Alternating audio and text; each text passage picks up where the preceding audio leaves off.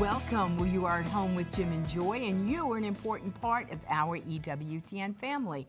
And we are so delighted that you have welcomed us into your home. We would love to hear from you. So send us an email with your question or a comment to jimandjoy@ewtn.com. And today we have a very beautiful special guest, and we would like to welcome Laura Meyer. And she is a family trust attorney whose mission is to help families prepare for and navigate major life events.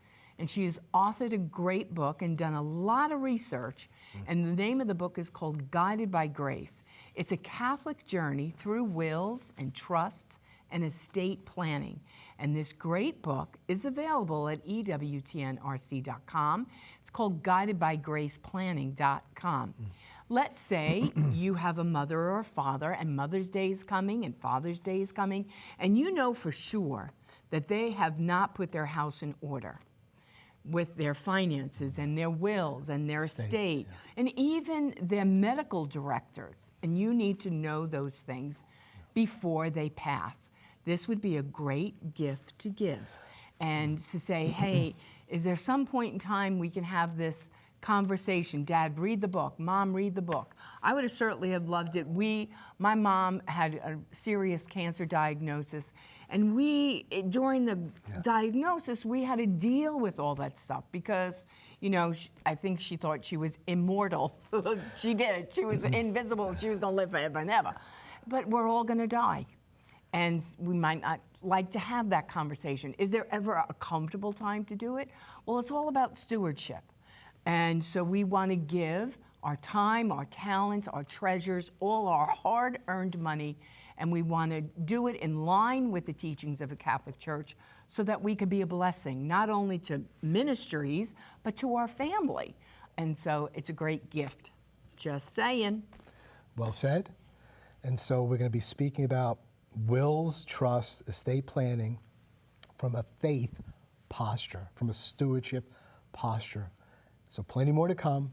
We'll be right back. Don't go away.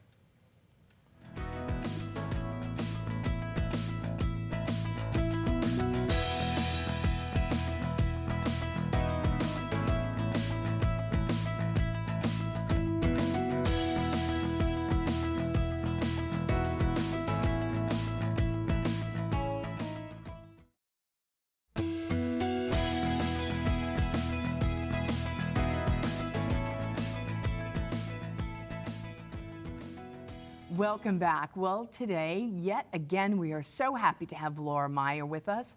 She is a family trust attorney whose mission is to help families prepare for and navigate major life events. And she's the author of a great book that she's done some great research on, so that it's a one-stop shop. You get this book, you don't have to go here and there. Nobody has to reinvent the wheel here. Guided by Grace, a journey, a Catholic journey through wills, trust, and estate planning. This great book is available at ewtnrc.com. Go to the website, it's very helpful, guidedbygraceplanning.com. It will help you get your house in order. It's a great association that you don't hear. Grace planning, Catholic estate planning. It's like, that sounds like an oxymoron, you know, because it's all about legalities and this and that. What's the church got to do? What's faith got to do with this? So just share with us, for the people that didn't hear us yesterday or see us yesterday, just kind of in a nutshell what the book is about, these various areas, the wedding of faith with wills and trusts and so on, and what's your hope for it? Yeah, so thanks again for having me back. It's great to be with you. I feel at home with Jim and Joy, as always. So really, Guided by Grace was meant to help families not just understand the legal stuff you need to do, which is very important, and not just the practical stuff like, well, how does someone find a medical directive? Very important, but also the spiritual protections and spiritual teachings that we have as Catholics on how to make these huge decisions for our families in terms of our end-of-life care, in terms of even down to having a Catholic funeral, what kind of medical care you need, how you leave your assets behind.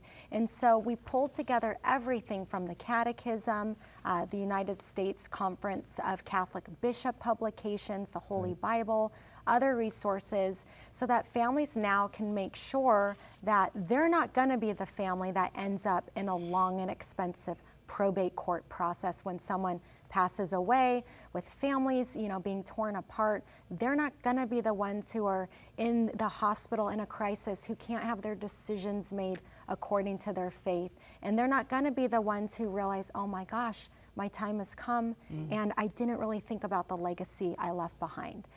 Guided by Grace is really meant to help educate families on the legal, the practical, and the spiritual, so we truly can live and die in peace. Yeah. Well, and as a mother and a father, the last thing we want is our children always to all get along, right? Right. And so here we are. Isn't that the truth? A crisis is happening, and we didn't get our house in order.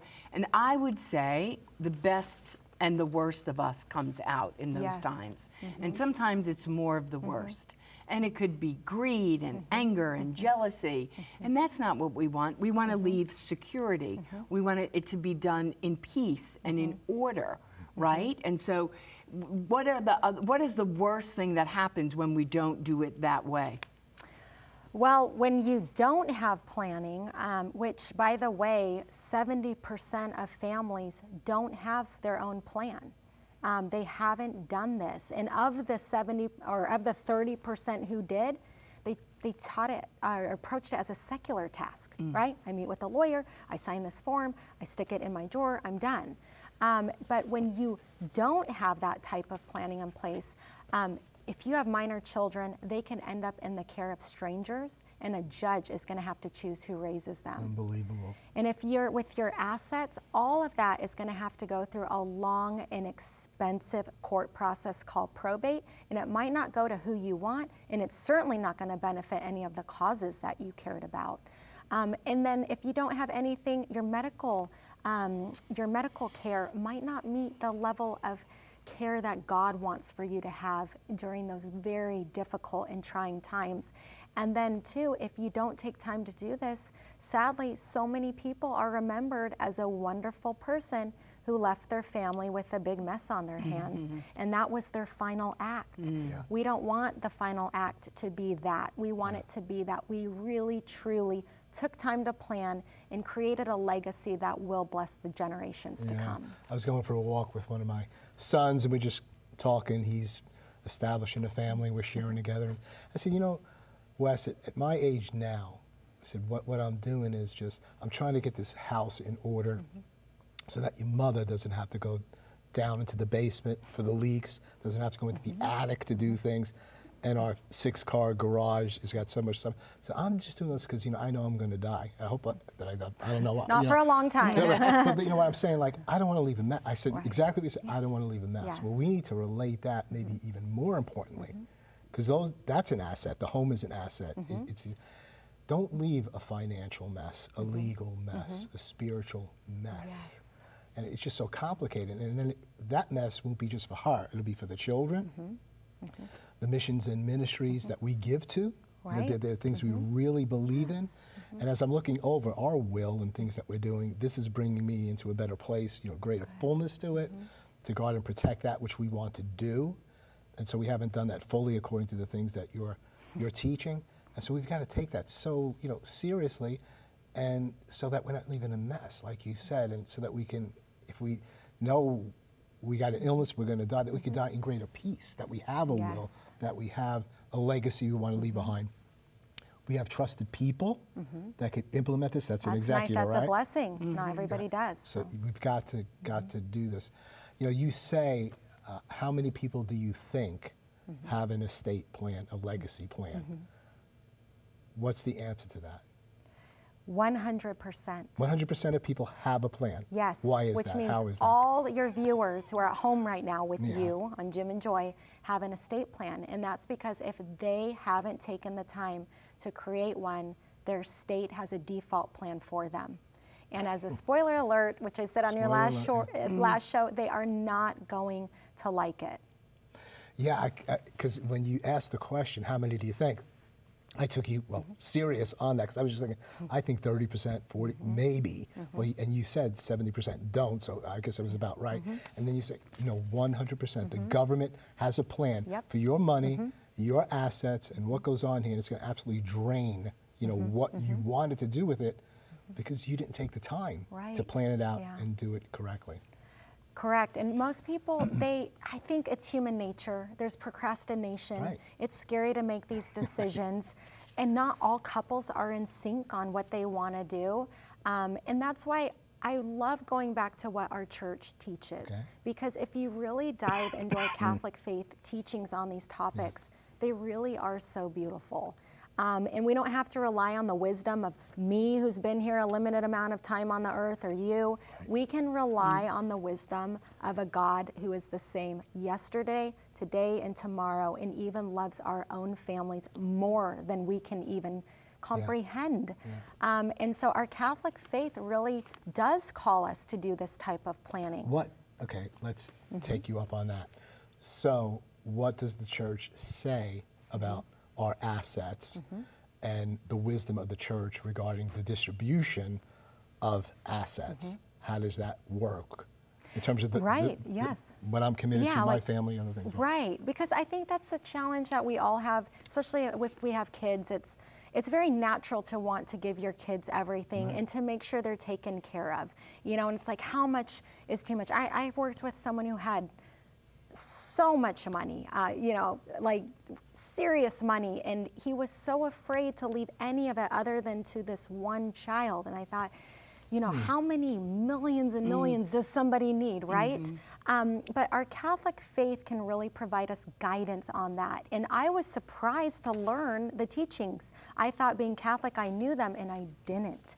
And so our Catholic faith does not have a hard and fast rule on what to do in your trust or your will in terms of leaving assets. You're not going to find in the catechism a section that says, leave X amount in your trust here.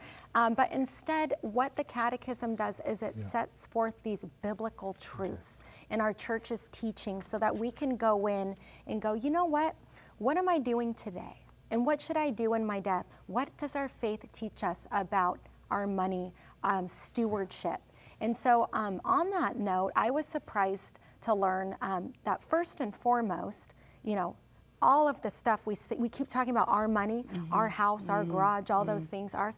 None of it's ours. Right. Everything we have, our car, our brokerage accounts, our retirement accounts, our home, everything came from God. Everything belongs to God. He's just trusting us as good stewards to do good with it and to multiply it and to bless everybody's lives with it. And he does say, look, I know you have families, and in fact, our first obligation, and this is our Catholic teachings, our first obligation as good stewards is to our own family.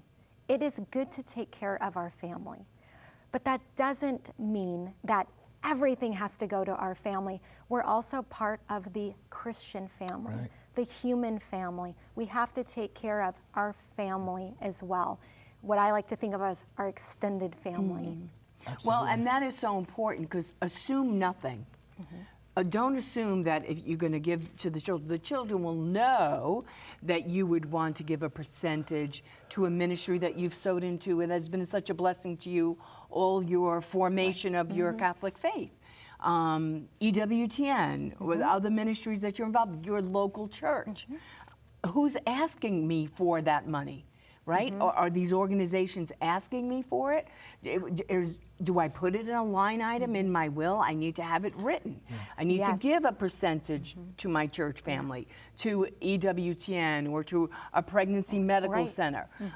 We've had people on their deathbed make gifts to the pregnancy medical center. Wow.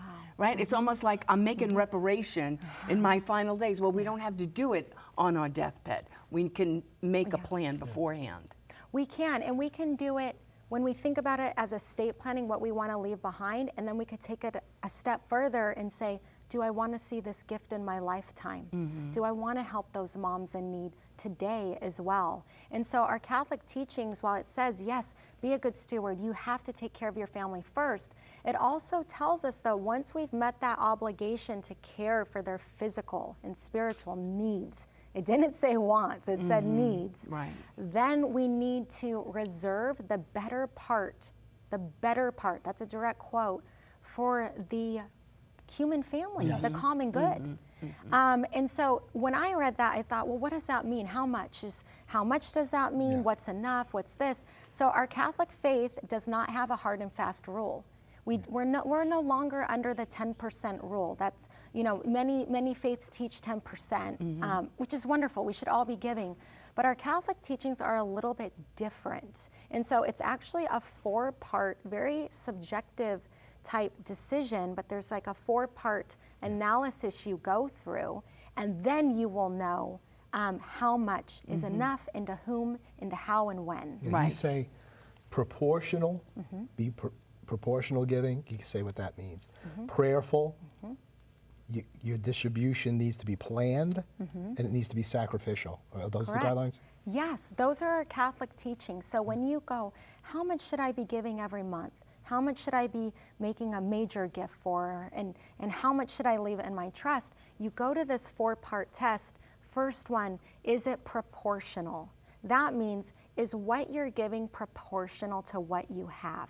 So 10% for, some people, like, Right. Jeff Bezos, right? Maybe 10% is not enough. Is that proportional? But you know what? For the single mom who's barely getting by and she has her child with special needs, maybe 10% is too much for her. Right. And so we're called to have it be proportional to what we have. Yeah. And then the second thing is it prayerful? We are not just told only leave your money to my parish. We are told to leave money, which is a wonderful thing, by the way. I want everyone to do that. But we're also called to support important causes, like the cause that you're, involved in, and what you do for all those girls. And so it's prayerful, meaning when you prayed, obviously you felt called to support that cause. Right. And you feel called to be in this EWTN ministry. Right. And what God put in your heart is going to look different than what he might be calling someone else to do. So that's where having it be prayerful, where you really say, God, where do you want me to leave my money, and where do you want me to donate today? He'll tell you. Yeah. Yes. He will. Yeah. He will And give then you you have the to answer. obey it. And you have to, that's the hard part. You have to obey it. But what are we doing now in terms of not only care for our family and so on, but we are giving. I mean, we're giving to our own pregnancy medical center. Right. That's very close to our hearts, the saving of the least and helping moms. And then EW, how many people, EW changed my life. I mean, I came back to the church and I'm giving now, but that needs to be in my will, in my estate plan. It's not just like, well, I'm leaving, I'm going to divide things up evenly between my children in terms of the assets. They'll know that this is what I give to. So I need to write in it, no, I'm going to allot this. I'm not going to assume you know what I gave them. I want this to continue to some degree. Right. I can't assume they're going to do what I want done. And one priest I interviewed for this book, when I said, well, the kids, you give them money, should you tell them, hey, you pass it on? He said, no, that's a gift. When you leave your money to your children, it's a gift. Then it's what God's calling them to do with it. It's on us to divvy it up from the start on how God's calling us to do it. And when you do go through this 4-part test, proportional, prayerful, planned, meaning it's not just throwing in cash when the collection comes along. Like, do that for sure, but it's also, am I signed up to give monthly to the church and these organizations? Have I put it in my trust? Is it actually going to happen when I die? And is it sacrificial? Ouch. Ouch. I put that in the book. Sacrificial was when I, ouch. I did. That's what I said. Sacrificial, giving. Yes, ouch or oof, because that's a word we don't like. Right. And we think of that story of the woman at the well. She put in her last 2 coins, right? All that she had. And at that time, just so people know, her husband had died. She didn't have future financial support. She didn't think that could be replenished, but she gave it all. And when I read that, I realize Jesus isn't asking any of us to do that. He's just saying, could you maybe give a little bit more today and a little bit more when you go, so that, you know, God can do Right. his work in this world through, you know, the hands of the living. Makes you close your eyes easier if you have the time to think before you go.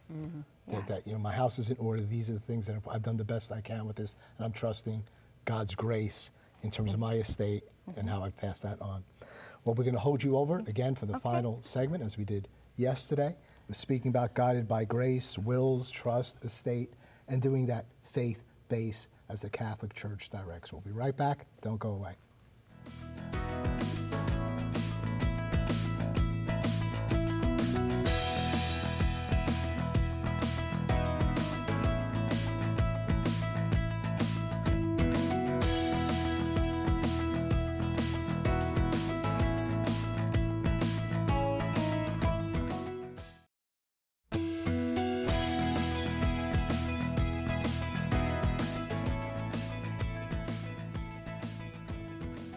Welcome back, continuing our conversation with Laura Meyer in this whole area of estates and wills and legacy and so on, all faith-based. What's resonating in your heart? We only have a few minutes left, but you want our family to know, so many of whom are soundly faith-based, but maybe not always relating that to these issues and these questions of our assets and what we do with them for our families and for our missions and ministries that we're involved with. You know, I guess what I would want to tell the families that are with us today is God is with them. No matter what they're facing with that end of life situation that's affecting their family, or if they've lost a loved one, God is present in the chaos. And that we are called to be good stewards. We do need to create a plan today that is legal, practical, and spiritually based, so that we can truly set ourselves and our family up for success. But as you do that, because I have confidence in everyone watching that they're going to rethink their estate plan, and they're going to realize they're not alone. It's okay, God is with them. But as they do that, I want them to then walk out of that meeting with the lawyer when they sign the documents and go, let's start building that legacy right now, today. Let's get involved and help those young girls at the shelter who are in crisis. Let's get involved with our local parish and teach those kids in faith formation. Let's go even beyond our church. Let's go into our communities. Let's roll up our sleeves with other people of faith, people who don't have faith. Same team, same family. We really can not only change our own legacy for the future, we could change the legacy for our parish, our EWTN family, our community. We could change the legacy of the world if we just got back to what God was calling us to do when we make those types of decisions.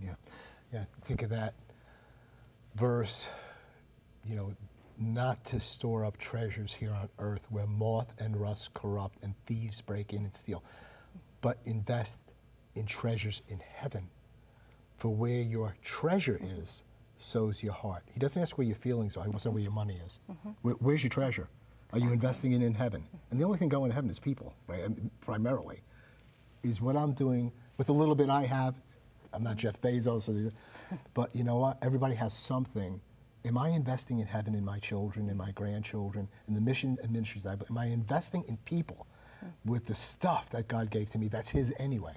That's what I hear you doing. And that's the difference between other legacy planners and you and your organization, is that I keep trying to move you to practical legal things. You keep speaking about the faith. And so you said, because that's eternal. What you're doing with this stuff is eternal. Money matters.